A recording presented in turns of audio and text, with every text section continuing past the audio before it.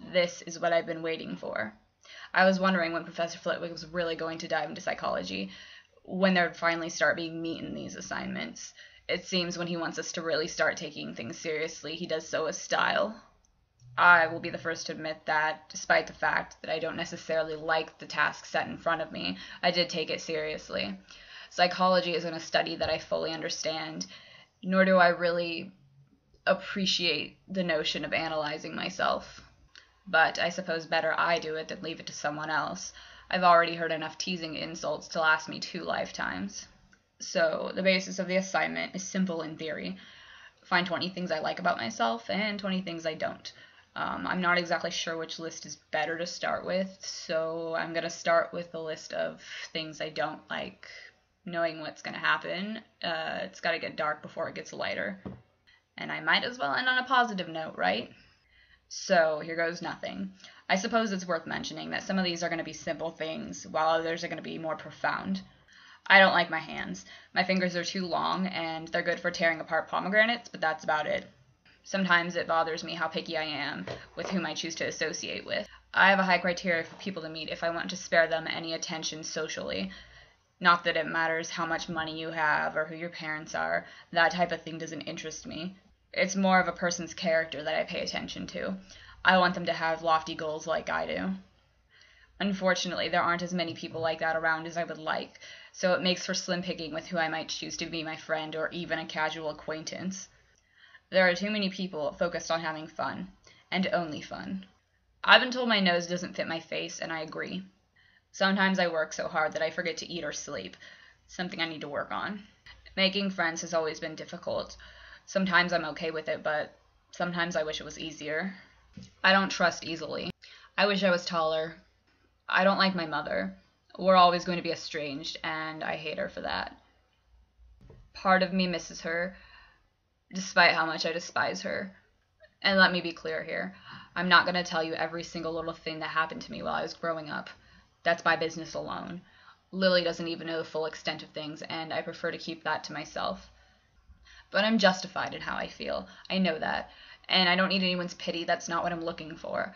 It's just a simple statement on the relationship between that woman and myself. I knew as soon as I left for Hogwarts that I was never going back.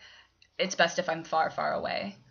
I never mourned when my father died, simply because I was never sad about it. I was vindicated. I hate that I was mistreated. I can't dress casually or whimsically. I dress well because I didn't when I was a child. Not that I had much of a choice in the matter. My parents picked what I wore. I remember the color of the fabric was always faded. Most of the time, the shirt or the pants I wore had patches, and the colors of the patches never even matched the original. Everything was too long, too baggy, nothing ever matched. Needless to say, it made teasing on the playground absurdly easy for anyone who wanted to tease me. So now I dress nicely. But sometimes I do regret not being able to have that sense of play anymore. Now, just thinking about something being out of place or mismatched makes me feel anxious. I have a lot of regrets. I don't like having just one friend, even one as dear as Lily. I'm too stubborn. I don't like distancing myself. I've been told I have walls up, as ridiculous as that sounds, but I suppose it's as good of an analogy as any. I've learned that if you let people in, they have ample opportunity to hurt you, and from my experience, they always do. It really shouldn't be difficult for people to understand why I keep them at arm's length.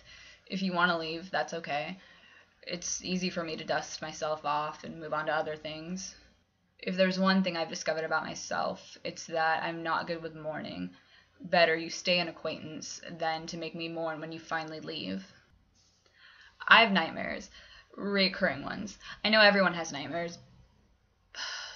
That was a generic thing to say. Let me be more specific. One nightmare I have quite often is being in the dark. Sometimes the darkness is so oppressive that it's like I can feel the weight of it on my skin. I try to move forward, but eventually, since I can't see anything, I just stop and stand in one place. Then the silence stops. There's something sliding along the floor, and it's getting closer to me. And I always wake up at the same place. Just as I hear this loud hiss and the sight of fangs coming at me from the darkness, I wake up. I don't really believe that dreams have a meaning, but if they did, I'd like to know what that one means. My sarcasm gets me in trouble, but I don't do anything to stop it. I hated my sexuality for a long time, and I still haven't come to complete terms with it, because I know what people still expect from me. I don't like being so dependent on what people think of me. I feel inadequate sometimes. Now, time to move on to the happier side of things, because I'm obviously so good at that. I like my pale skin. I've accepted that I'm not wired to tan. I like how hard I work in school. It got me to Hogwarts University. I might dislike having only one friend, but I like that it's Lily. We've known each other since we were kids. I like my sense of humor. I like my skull. My skull. Howl and I are best of friends in my quaint little dorm room. I like my interests. Shows like Sherlock, for example. I've embraced that side of myself. I like I'm becoming more independent. I like living away from home. It's nice to have a place to finally call my own. I like my love for books. It's really helped me open up my imagination and appreciate how words can make me feel. Because despite popular belief, I do feel things, emotions. I'm just not good at expressing them outwardly. But in private, around the few people I actually do like and trust, I can let go a little bit more and express myself a bit more openly. In public, I'm used to keeping myself at a distance. Makes things easier that way, and a bit more professional. I like that I've never been drunk.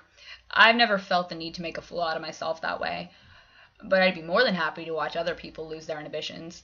Makes for good blackmail. I like using sarcasm on a regular basis. It's always entertaining to watch people wonder if I'm being serious or sarcastic. I like making people guess. I like my determination to be the best. Only I can ensure my success, and I've been told repeatedly that the harder you work, the luckier you get. I certainly hope that's the case, because I could use more luck in my life. I like the clothes I wear now. They make me feel good. I like my time being alone. The solitude gives me time to think. I like my hair. I've been through bad things, and I've survived. Well, it sucked, but it's given me something in the end. I have enough confidence to know that I can make it through anything. After what happened to me as a kid, I feel like I can do whatever I have to keep going or to reach my goals and ambitions. And the more I continue my studies, the more of them I seem to get. There's so many choices I could make. I'm even considering getting my master's or even a doctorate. Speaking of liking my ambitions, I have big plans for myself. I like having opportunities like going to Slughorn's parties despite the forced conversation. But I enjoy getting the opportunity to join something bigger. It has a certain allure to it, being a part of something bigger than myself. I don't necessarily know what that is yet, but I'm sure I'll find a cause that's worth my while. Who knows, it might even happen through one of Slughorn's parties. There's a reason he's only inviting people with big accomplishments at the school. I could certainly use that to my advantage. Despite all the seriousness of the last two, I like the idea of getting a tattoo at some point. I like to think I could pull it off. I like my posters and my decorating sense. Finally, I suppose I should end my project with, and this is probably contrived, but I like seeing so many positive things. The second list was exponentially harder for me to write down than the first one. I've had a lot more bad things happen to me than good. But being here at Hogwarts, I'm starting to feel like something's changing. I hope it's for the better, but right now it's too soon to tell. But here, the doors of my future are opening, and it's nice to know, even just for the time being, that more good things are happening.